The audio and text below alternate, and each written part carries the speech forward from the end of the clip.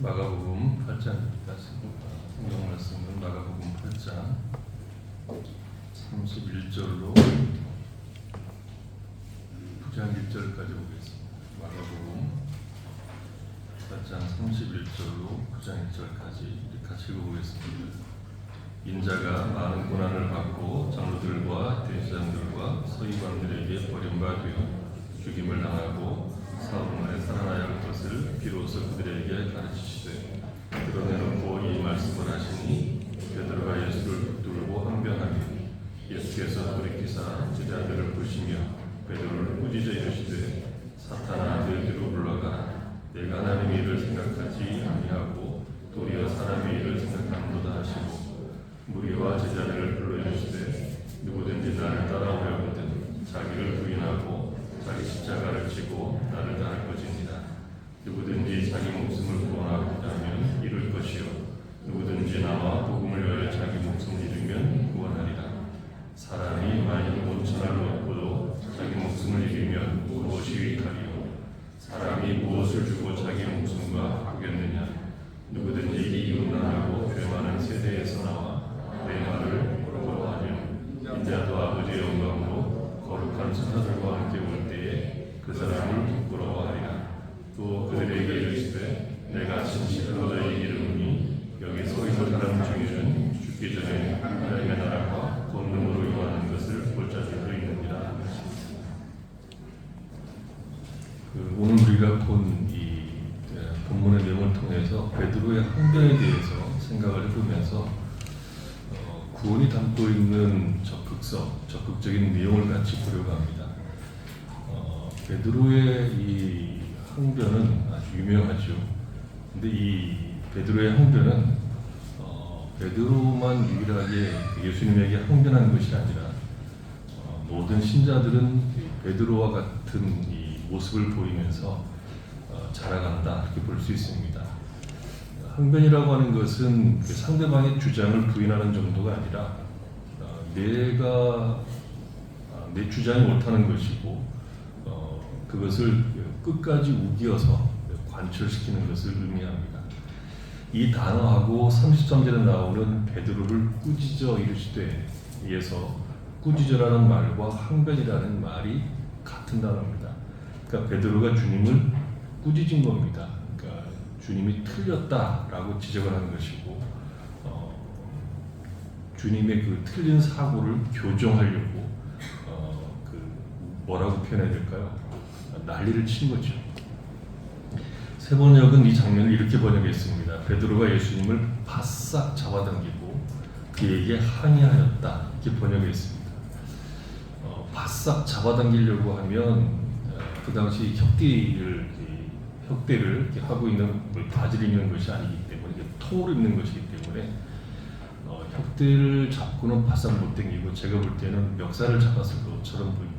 이렇게 유도하는 것처럼 딱 잡아당겨야 잡아당기지 않았을까 생각이 들어져요. 그러니까 어떻게 보든 이 베드로의 항변은 매우 강력했다 이렇게 볼 수 있습니다. 무엇에 대해서 그렇게 강력하게 항의를 한 것입니까? 인자가 많은 고난을 받고 버림받아 죽임을 당하고 사흘 만에 살아나야 한다는 것에 대해서 항의를 한 겁니다. 그러니까 메시아가 그렇게 고난을 받고 죽을 수 없다는 것이죠. 그런 대접을 받는 것은 메시아일 수가 없다는 것입니다. 베드로가 생각하고 있는 메시아는 힘과 능력을 가지고 자신의 문제를 다 해결해주고 억압과 고통으로부터 해방시켜 주시는 그런 분으로서의 메시아입니다. 그러니까 고난이나 죽음은 가장 약한 모습이고 실패자의 모습이죠. 메시아는 그런 나약하고 실패하는 모습이 아니라 강한 자를 굴복시키고 그 아래서 신음하던 자들을 구원하고 더 이상 약한 자리에 가지 않도록 더 이상 세상 문제로 신음하지 않도록 구원하시는 분이어야 맞다 하는 것이 베드로의 생각이었기 때문에 이렇게 강하게 항변을 하는 거죠. 그러니까 베드로는 예수님이 그런 나약한 메시아라고 생각할 수 없었기 때문에 바싹 잡아당겨서 꾸짖은 겁니다. 예수님이 틀렸다고 항변하는 것이고 교정시키려고 했던 것이죠. 베드로의 이런 행위가 낯설다? 전혀 그렇지 않습니다. 우리에게는 늘상 우리가 하는 일이기도 합니다. 우리는 베드로보다 훨씬 더 많이 예수님에게 항변하고 살고 있다 이렇게 볼 수 있습니다. 이렇게 보면 됩니다. 하나님이 나를 사랑하신다면 나를 이렇게 하실 수가 없다 하는 거죠. 나를 사랑하신다고 말씀하시는 분이 어떻게 나를 이렇게 고단하고 힘든 삶을 살게 하실까? 나를 하나님의 자녀로 받으셨으면 이렇게 나를 고단한 삶을 살게 하시는 것이 아니라 좀 더 나은 삶을 살게 하시는 것이 마땅하지 않는가? 그렇게 해주지 않는 걸 보면 하나님은 나를 사랑하지 않는 것이 분명하다. 하나님은 능력이 없는 것이 분명하다. 뭐 이렇게 항변하는 것이죠. 하나님, 내가 언제 큰 것을 바란 적이 있습니까? 내가 뭐 돈 100억을 달라고 그럽니까? 뭐 빌딩을 하나 달라고 그럽니까? 그저 매일 그저 아무 일 없이 우리 식구들 건강하게 잘 살고 우리 자식 좋은 대학 가고 좋은 직장에 취직하고 결혼도 하고 나는 늙어서 이렇게 큰 병 없이 지내고 가끔 좋은 카페에서 가서 여유를 즐기고 내가 그런 평범한 인생을 달라고 한 것조차도 들어주시지 않고 어떻게 내 인생을 이렇게 고단하게 하십니까? 이것이 베드로가 한 항변과 전혀 다르지 않는 똑같은 항변입니다. 그러니까 베드로의 항변 속에는 모든 것을 버리고 주님을 따라다녔는데 고난을 받고 죽어버리면 내 인생은 무엇으로 보상을 받느냐 하는 그런 억울함이 깃들어 있는 것이죠. 베드로가 이렇게 강력하게 항변한 이유가 도대체 뭘까요? 주님의 멱살을 잡고 따지고 꾸짖고하는 이 담대한 짓을 어떻게 할 수 있었을까요? 왜 우리가 하나님에게 나에게 어떻게 하나님 그렇게 하실 수 있습니까? 도대체 나를 사랑하시긴 하는 겁니까? 라고 따지는 이유가 뭘까요? 그릇 주제에 어떻게 그릇을 만드는 사람에게 왜 날 이렇게 이런 그릇으로 만들었느냐고 시비하는 이유가 무엇일까요? 한마디로 말하면 무식하기 때문에 그렇다는 것이죠. 무엇에 대해서 무식하기 때문입니까? 하나님께서 그리스도 예수 안에서 우리를 찾아오신 목적에 대해서 이해가 부족하기 때문에 이런 항변을 할 수밖에 없습니다. 다른 말로 표현하면 구원이 무엇인가에 대해서 잘못된 이해를 하고 있기 때문에 그렇습니다. 구원에 대한 잘못된 이해는 항상 항변, 원망, 시비 이런 걸로 나온다는 것이죠. 감사가 없고 늘 불평과 불만족으로 신앙생활이 영위되는 이유는 우리에게 허락된 구원이 어떤 내용을 담고 있는가를 모르기 때문입니다. 그럼에도 불구하고 꾸역꾸역 교회 나오는 이유는 차마 지옥은 갈 수 없으니까 도망은 못 가겠고 교회 나오긴 하는데 그렇게 썩 편안한 얼굴을 하고 교회에 나오지는 못한다는 것이죠. 이 구원에 대해서 잘못 이해한 대표적인 모습이 성경을 통해서 볼 수 있는 그 예가 있다고 하면 출애굽에서 볼 수 있습니다. 출애굽한 이스라엘 백성의 궁극적인 목적지는 가나안 땅입니다. 출애굽은 구원의 완성이 아니라 시작이죠. 가나안 땅에 들어가야 구원이 완성이 됩니다. 물론 가나안 땅에 들어가는 것이 구원의 완성이라는 것은 어떤 의미로 보면 진정한 의미에서 또 다른 신앙의 시작이라고 볼 수 있습니다. 성경을 잘 읽어보면 성경에는 출애굽과 가나안의 이미지를 대충 두 가지 이미지가 겹쳐서 설명됩니다. 하나는 출애굽, 광야 그리고 가나안이란 이 과정을 통해서 구원의 시작과 구원의 과정과 완성이라는 그림을 보여주고 있습니다. 그러니까 히브리서 3장과 4장을 보면 이 구도를 가지고 설명합니다. 가나안 땅을 들어가는 것을 안식으로 이해를 하죠. 그러면 광야는 안식에 들어가는 과정입니다. 출애굽은 구원이고 광야는 지금 신자들이 가나안에 안식에 들어가기 위한 과정, 삶의 과정이고 가나안은 구원의 완성이 되는 천국 혹은 안식 이렇게 표현하죠. 또 하나는 출애굽 그리고 가나안 이렇게 구조로 이해를 또 시킵니다. 중간에 광야가 없습니다. 광야 40년은 이스라엘 백성 입장에서는 징벌의 기간입니다. 본래는 출애굽 그리고 가나안으로 입성하는 것으로 되어 있었습니다.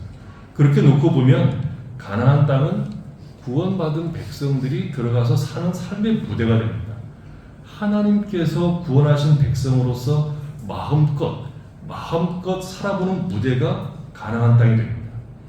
애굽 땅에서는 내가 수고한 것이 전부 내 것이 되지 않고 종된 신분이기 때문에 애굽의 것이 되지만 이제 가나안 땅에서는 내가 심은 대로 거두는 복을 누리는 자리요 하나님께서 복을 주시는 것을 맛보는 장소로서 가나안 땅이 주어집니다. 신약에서 우리 입장은 어디냐면 가나안 땅은 신자 입장에서 보면 이미 들어간 자리입니다. 우리는 지금 가나안 땅에 살고 있는 하나님의 백성들이죠. 여기서 무엇을 합니까? 하나님의 백성답게 살아보는 겁니다. 누구나 다 하나님의 백성으로 사는 것이 아니라 우리만, 택함을 입은 우리만, 그리스도 예수로 구원 얻은 우리만 하나님의 백성으로 살 기회를 얻은 겁니다. 그러니까 구원이라고 하는 것은 하나님의 백성으로 사는 영광스러운 기회요 책임인 겁니다. 그러니까 구원을 받았다는 것은 죄와 사망에서 벗어난 것이요 주 예수로부터 은혜와 생명을 받은 것이요 약속을 받은 것인데 그 은혜와 생명과 약속을 가지고 오늘을 사는 것이 구원입니다. 구원은 하나의 개념이나 명분으로 이해되는 것이 아니라 이제 생명과 진리를 가진 자로서 살아가는 삶이라는 현실입니다. 구원은 하나님의 백성으로 살아내기, 하나님의 백성으로 사는 기쁨, 그런 것들입니다.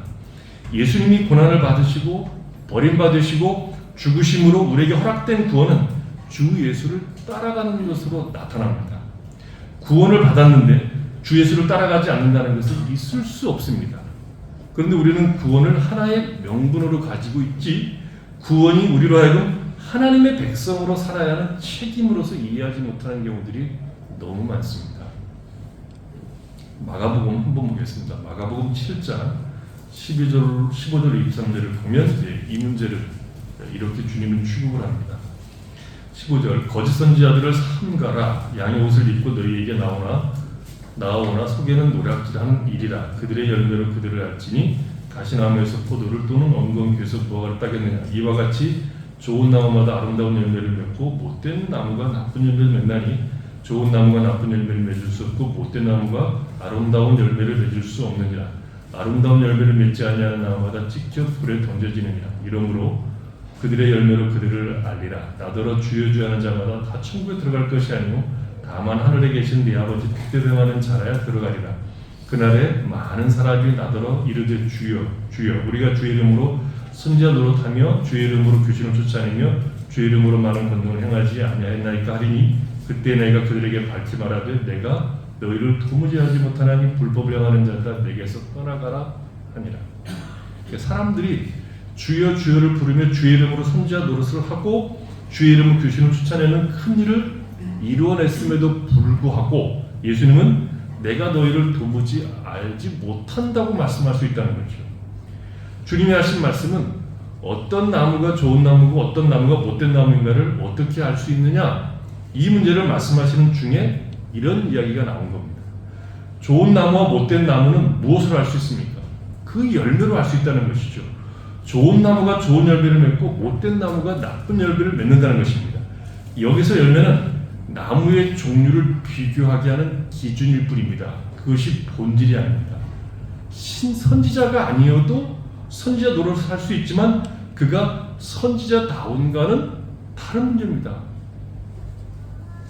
여기서 중요한 것은 명분이나 종교성이 아니라 구원받은 백성으로 사느냐 하는 것입니다. 순종하느냐 하는 것입니다. 구원을 받은 백성으로 산다는 것은 새로운 피조물로서 그 존재의 특징과 속성이 하나님을 사랑하는 자리, 하나님을 기뻐하여 그의 뜻을 따르는 자리에 가야 한다는 것입니다. 무엇을 하고 무엇을 안 하는 것으로서가 아니라 하나님이 창조한 모든 피조물들이 하나님을 기뻐하고 그의 뜻을 따라 하나님의 영광을 드러내는 것과 같이 이제 하나님이 보내신 그 아들로 말미암아 구원받은 자들은 하나님이 세상을 창조하시듯 새로운 피조물로 창조되었기 때문에 그의 존재와 그 존재의 성품들이 하나님을 사랑하는 사람, 하나님이 원하는 자리로 가는 순종의 자리에 서는 것이 구원이 담고 있는 내용입니다. 구원이란 그래서 이제 하나님의 사람으로 살아가는 기쁨을 누리고 하나님의 사람으로 살아가는 것을 인생의 가장 큰 목적과 내용으로 삼고 사는 것을 구원받았다라고 말하는 겁니다. 내가 정성을 바치고 내가 할 도리를 다하면 하나님께서 이제 나에게 상을 주어서 이 세상에서 내가 원하는 것을 누리고 사는 것이 구원이 아닙니다. 문제는 아름다운 열매를 맺기 위해서는 먼저 좋은 나무가 되어야 하는 겁니다. 신앙이라는 것은 열매를 많이 맺는 실천에 관한 싸움도 아니고 명분에 관한 싸움도 아닙니다. 좋은 나무가 되는 겁니다. 구원은 우리 자신이 목적인 겁니다. 구원은 좋은 열매를 만들어낼 수 있는 사람, 그런 책임을 가지고 신앙으로 사는 사람을 만드는 것입니다. 구원은 우리를 하나님의 사람으로 살아가는 복을 누리도록 기회와 영광과 시간을 주신 겁니다. 기회를 주셨다는 것은 우리를 죄와 사망, 곧 열매 없는 일, 허무한 일에서 우리를 건져서 생명 안에서 살아갈 수 있는 기회, 시간을 주셨다라고 말하는 겁니다. 그리고 그것을 우리가 사는 현실, 시간 속에서 맛보고 살아가게 하시는 겁니다. 그래서 이것을 위해서 하나님은 우리가 겪는 시행착오와 실패를 기다려주고 될 때까지 시간을 주시는 겁니다. 본문에서 본 베드로의 행위는 행패에 가깝죠. 어디 감히 제자가 스승의 그림자도 밟으면 안 되는데 멱살을 잡고 스승의 잘못 되었다고 꾸짖고 하는 이 베드로의 꼴을 하는 이 짓을 주님이 감당하고 계신다는 것이 기독교가 가지고 있는 놀라움입니다. 세상이 이런 제자를 가만두겠습니까? 세상에서는 하나님이 나를 사랑하시기나 한 겁니까? 아들을 내어주셔서 십자가에서 나를 구원하시면 뭐합니까 도대체? 내가 원하는 건강 하나 안 주고 내가 원하는 이거 하나 안 해주고 하는 우리가 여기 제가 원래 쓰는 전문 용어가 있는데 애들이 하도 많아서 그걸 못 쓰겠어요. 난리를 치는 꼴을 보신다니까요. 아빠 엄마가 나에게 준 것이 뭐야? 나를 태어나게 해달라고 했어? 하는 꼴을 부모가 보는 것보다 훨씬 더 많은 우리가 하는 이 말을 꼭 써야 되는데 그래야 표현이 되는 표현은 알죠? 그 말. 우리가 하는 그거 있잖아요. 그 꼴을 하나님이 감당하신다니까요. 신기하죠? 놀랍습니다. 구원은. 이런 역사를 우리가 누구에서 볼 수 있냐면 요셉에게서 볼 수 있는데요. 요셉 좋아하는 사람 많은데 봅시다. 요셉은 형들의 미움을 받아서 애국으로 팔려갔죠. 거기서 종으로 타다가 감옥에 갇히기까지 했으나 마침내 애국의 총리가 됩니다. 우리가 일반적으로 이해하는 그 요셉은 입지전적인 인물로 이렇게 이해를 하게 되죠. 요셉은 결코 그런 성공 신화의 주인공으로 등장하지 않습니다. 성경에서 그렇게 쓰고 있는 인물이 아닙니다. 요셉은 꿈을 가지고 있었기 때문에 고난을 통과한 것이 아닙니다. 우리도 꿈을 가지면 요셉과 같은 고난을 겪어도 이기고 성공할 수 있다는 모범으로서 요셉이 성경에서 쓰고 있는 인물로 등장하는 것이 아닙니다. 요셉은 약간 반푼이었고요. 눈치도 없고 코치도 없는, 좋게 말하면 순진한 것이고 정확하게 말하면 덜 떨어진 인간입니다. 응답하라 1988을 여러분 다 보셨죠? 1988을 보면 그 쌍문동에 그 친구, 골목 친구 5명이 나오죠. 여자 하나, 덕선이하고 나머지 남자들 4명이 나오죠. 그 중에 하나가 최택, 박보겸이 연기한 최택 6단 천재 바둑기사가 나옵니다. 얼마나 바둑을 잘 두는지 10대 아니에요. 고등학교 2학년인데 세계를 제패할 만큼 바둑을 잘 둡니다. 중국에서는 그래서 이 최택을 바둑의 신이라고 칭찬할 만큼 탁월하게 바둑을 잘 둡니다. 그래서 그 골목 친구 덕선이에게 그 친구들이 아버지가 부탁하는 거, 사인 하나 받아오라고, 사인 하나 받아주면 안 되냐고 부탁을 하니까, 걔 사인을 왜 받냐? 그러니까 덕선 입장에서는 이상한 거죠. 걔는 반푼인데 왜 걔 사인을 받느냐 이거죠. 그랬더니 최택은 신이라고 그런다. 중국에서 신이라고 그러니까 네가 좀 받아도 달라 그랬더니 그 덕선이가 하는 얘기가 이렇게 얘기하죠. 신은 신이지 등신. 바둑만 알고 다른 일에는 아는 것이 없고 할 줄 아는 것이 아무것도 없어서 욕도 가르쳐 주잖아요, 덕선이가. 욕도 이 개 어쩌고 저쩌고 하는 것도 가르쳐주잖아요. 요셉은 보디발의 아내의 유혹은 물리쳤는지 모르지만 다른 일에 있어서는 등신이었습니다. 인간을 모릅니다. 사회생활을 할 수 없는 사회생활 점수를 보면 빵점인 그런 만분에 가까운 인물이었습니다. 그래서 시편 한 번 보겠습니다. 시편 105편에는 이런 얘기가 나옵니다. 시편 105편 16절에 보면 그가 또 그 땅에 기근에 들게 하사 그들이 의지하고 있는 양식을 다 끊으셨도다. 그가 한 사람을 앞서 보내셨으며 요셉이 종으로 팔렸도다. 그의 발은 착고를 차고 그의 몸은 쇠사슬에 메었으니 곧 여호와의 말씀이 응할 때까지라. 그의 말씀이 그를 단련하였도다. 우리는 대개 현실을 인과 법칙으로 이해하는 편이기 때문에 요셉이 성공한 것은 그가 남다른 조건이나 자격이 있었을 것이라고 생각합니다. 그렇게 생각하면 19절을 도저히 이해할 수가 없습니다. 곧 여호와의 말씀이 응할 때까지라. 그의 말씀이 그를 단련하였도다. 이 말씀은 요셉은 고난 중에서도 말씀을 붙들고 믿음을 지켰다고 해석하는 가장 오해되는 부분 중에 하나입니다. 이것은 요셉의 현실과 전혀 동떨어진 해석입니다. 요셉은 자신의 현실과 인생에 대해서 넋이 빠져 있었습니다. 혼이 나가 있었습니다. 근데 느닷없이 총리가 됩니다. 총리에 오른 요셉은 자기 가족을 구하고 애굽을 구하고 세상을 구합니다. 자기를 팔아넘긴 형들이 마침내 자기에게 와서 무릎을 꿇고 절하는 자리에 이르게 되자 요셉은 자신의 인생을 비로소 확연하게 이해하게 됩니다. 자기 운명이 운명에 의해서 휘둘렸던 것도 아니요 허비된 것도 아닌 하나님이 준비하시고 하나님이 간섭하신 생이었다는 것을 그때 가서야 비로소 알게 됩니다. 어떻게 알게 됐습니까? 자신이 어렸을 때 꾸었던 꿈이 실현된 것을 통해서 알게 됩니다. 형들이 거둔 곡식단들이 자기에게 절하는 꿈을 꾸었는데 그때는 그 꿈이 무슨 꿈인지 모르고 그냥 개꿈 비슷하게 생각이 되어서 형들 앞에 가서 이 얘기를 했습니다. 한 17살 먹었을 때. 그 꿈이 총리가 되는 꿈이라고 그가 알았으면 이 얘기 했을까요? 꿈이 무슨 내용인지 모르니까 자기를 그렇게 미워하는 형들에게 가서 형들의 곁다니 나에게 절하더라. 이게 등신 아니에요? 이게 최택이에요. 그렇게 보는 것이 맞아. 덜 떨어진 인간이죠. 사회생활을 할 수가 없어요. 형들 입장에서는 안 그래도 아버지의 사랑을 독차지하는 꼴보기 싫은 놈이 그런 꿈까지 자랑하듯 떠벌려 대니까 얼마나 미웠겠어요. 얘는 팔려도 싸요. 그래서 요셉을 죽이려고 했던 겁니다. 결국 르우벤의 만류로 죽이지 못하고 종으로 팔아넘깁니다. 여러분 요셉이 그때 나이가 17세였거든요.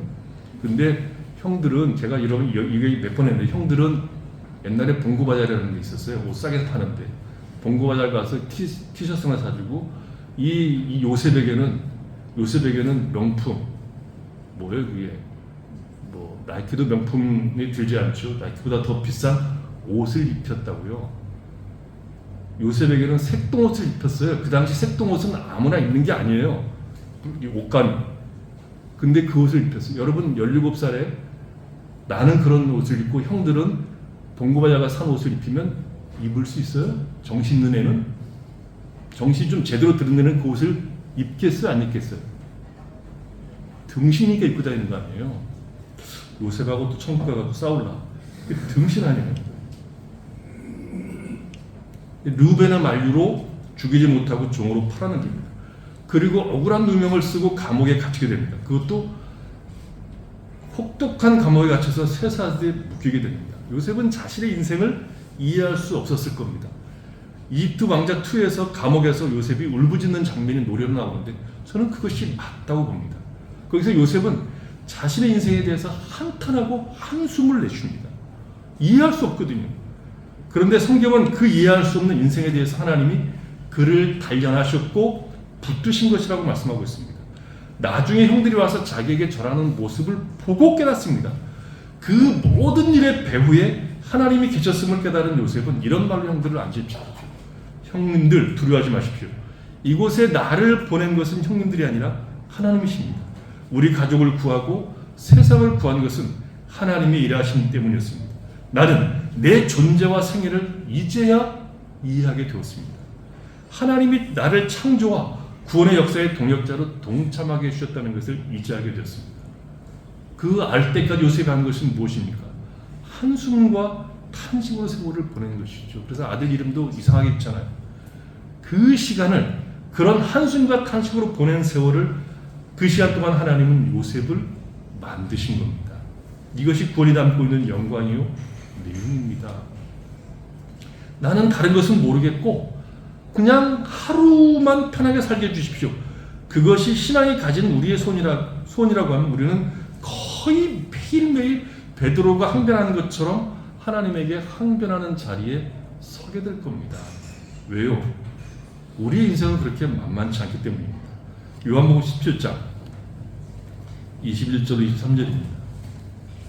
요한복음 17장 21절 23절을 보면 아버지여, 아버지께서 내 안에 내가 아버지 안에 있는 것 같이 그들도 다 하나가 되어 우리 안에 있게 하사 세상으로 아버지께서 나를 보내신 것을 믿게 하옵소서. 내게 주신 영광을 내가 그들에게 주었사오니 이는 우리가 하나 된 것 같이 그들도 하나가 되게 하려 함이니이다.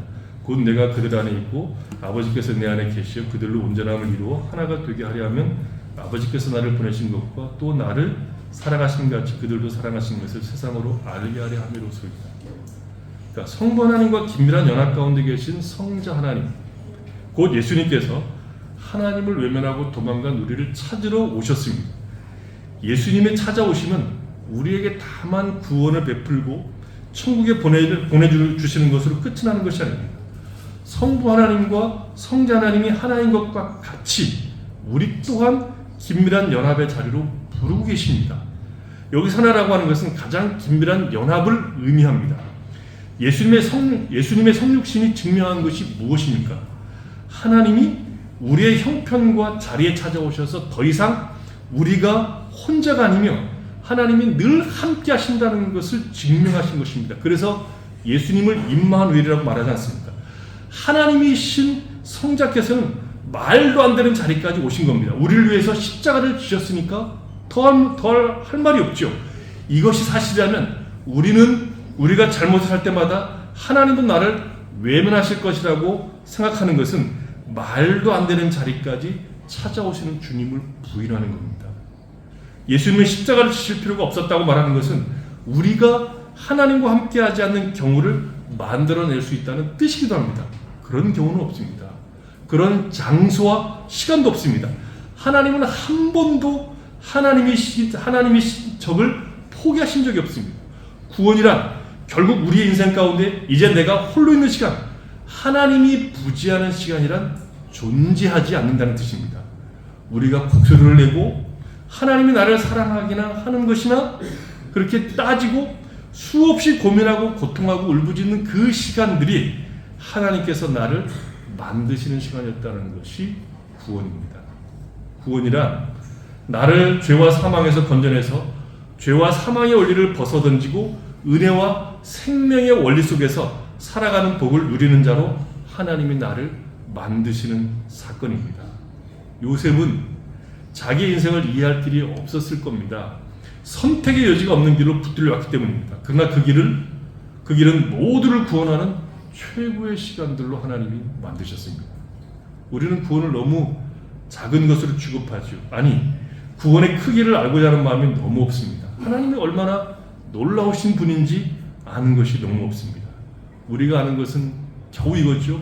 내가 잘할 테니 하나님도 나에게 잘해 주시고, 혹 내가 이 길을 가고자 할 때 방해만 하지 말라고 그렇게 부탁하는 거 아닙니까? 구원이란 하나님 우리에게 찾아오셔서 함께 하자고 하시는 사건이요, 일이요, 내용인 겁니다. 베드로는 이 사실을 몰랐던 겁니다. 자기 이해와 너무 다른 구원을 가지고 오신 주님을 몰랐기에 멱살을 잡으시고 이 난리를 친 것인데 우리에게 경고를 주신 겁니다. 구원이란 하나님께서 우리를 찾아오셔서 우리 같이 가보자, 될 때까지 우리 같이 가자, 너희 무지나 잘못으로 끝이 나거나 외면하는 것이 아니라 너의 실패가 곧 나의 실패가 아니며 너의 못남이 곧 나의 못남이 아니며 너의 무지가 나의 무지가 아니다. 나는 너희 하나님이고 너는 내 사랑하는 자녀다. 내가 어찌하여 너를 포기하겠느냐. 혹 너를 낳은 부모가 포기할지라도 나는 너희를 포기할 수 없다. 성경 얘기 아니에요. 나는 너와 함께 여기에서 생명과 복을 누리는 자로 살게 하도록 만들겠다. 이것이 내가 고난받고 버림받고 죽는 이유라는 겁니다.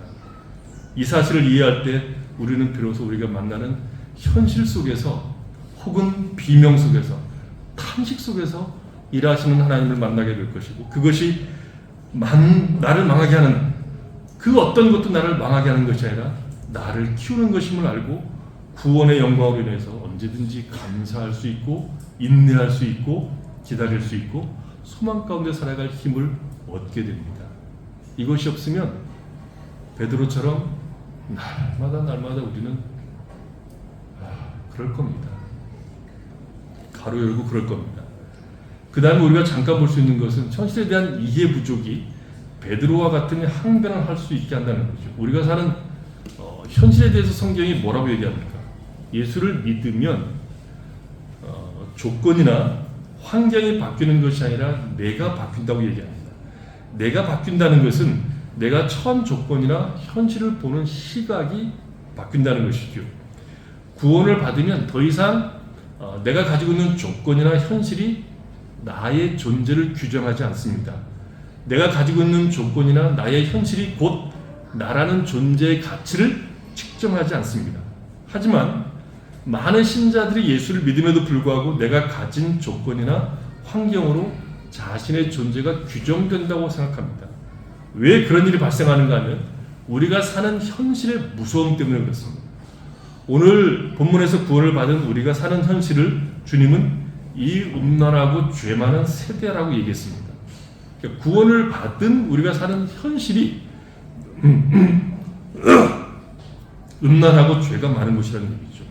음란이라고 하는 것은 성적 타락을 의미하기도 하지만 하나님을 거역하고 미워하는 세상의 정신을 의미합니다.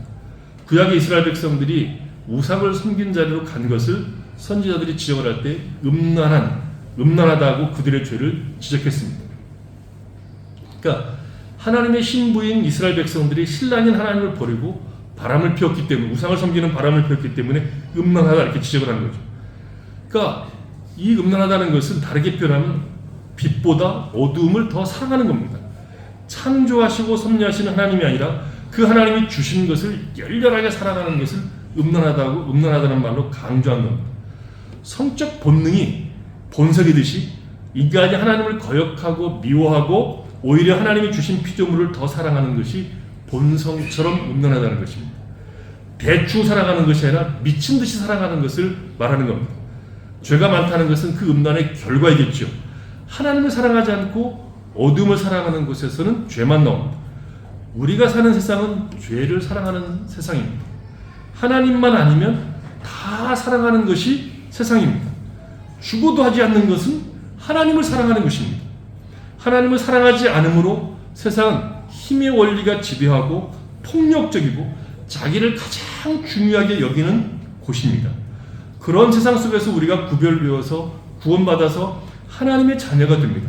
하나님의 자녀가 됨으로 인해서 조건과 환경은 그대로 있지만 내가 살아가던 그 환경과 조건이 가지고 있는 폭력성과 힘과 죄의 능력을 우리는 거부하는 것, 그것이 구원입니다.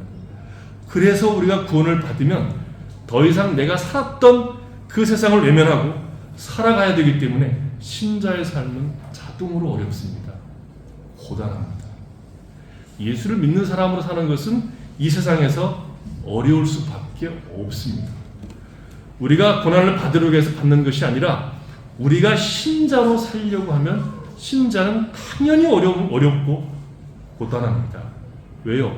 세상은 음란하고 죄가 많은 곳이고 우리는 거기에서 우리가 사는 삶의 방식이나 가치나 내용을 인정받을 수 없기 때문에 폭력적이고 파괴적이고 자기 중심적인 세상에서 그리스도 예수를 유일한 구주로 섬기고 그 구주께서 우리에게 따라오라고 하신 길, 곧 자기를 부인하고 섬기는 길로 가는 것을 세상은 싫어합니다.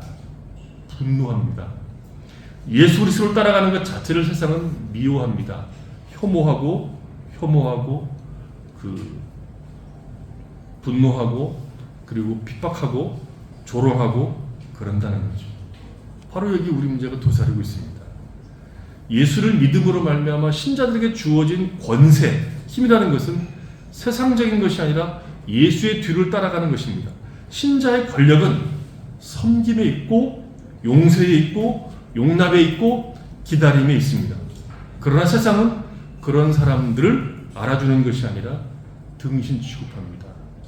그래서 많은 신자들이 예수를 믿어도 잘 되는 것으로 신자의 정체성을 증명하고 싶어 합니다. 예수를 믿었더니 잘 됐다. 예수를 믿었더니 잘 살게 되었다. 예수를 믿었더니 복 받았다. 건강해졌다. 부자가 되었다.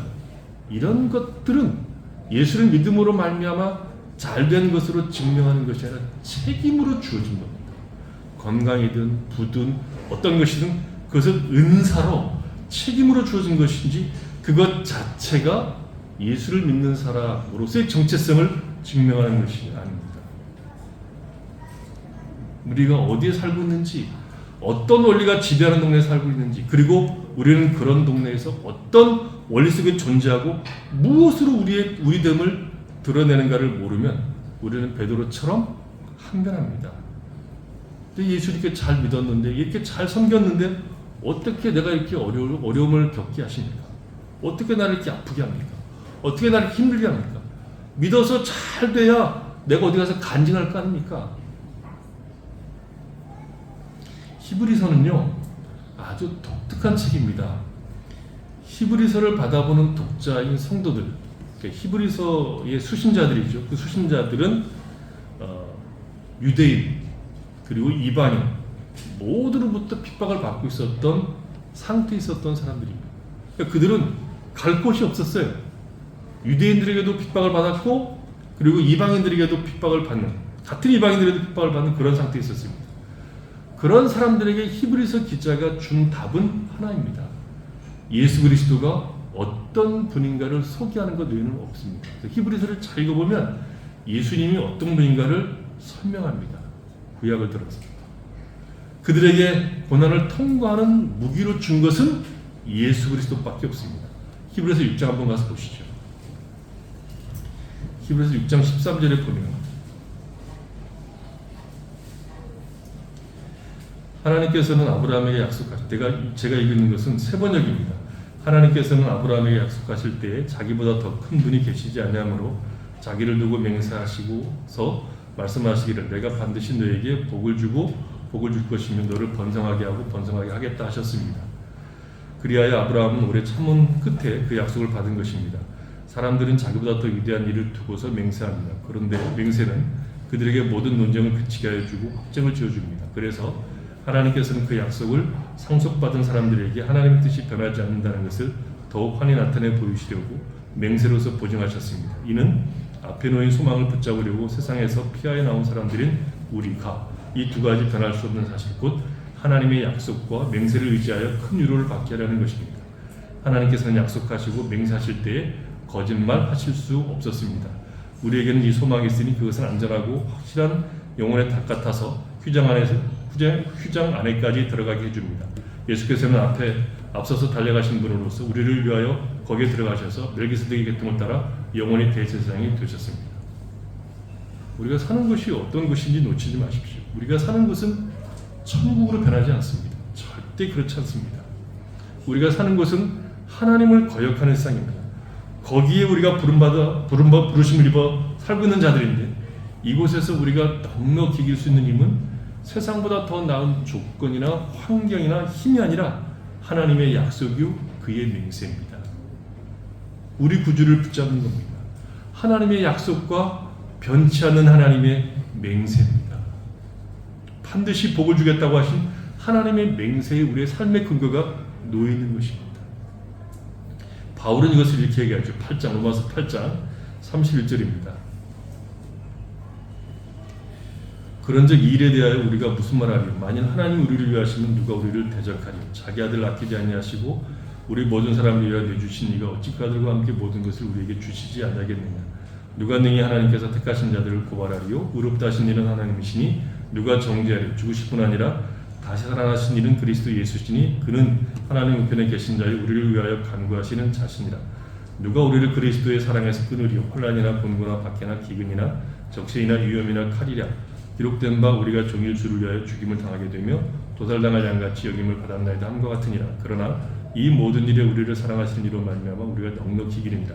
내가 확신하노니 사망이나 생명이나 천사들이나 권세자들이나 천지이나 장래이나 능력이나 높음이나 깊음이나 다른 피조물이라도 우리를 우리 주 그리스도 예수 안에 있는 하나님의 사랑에서 끊을 수 없느니라.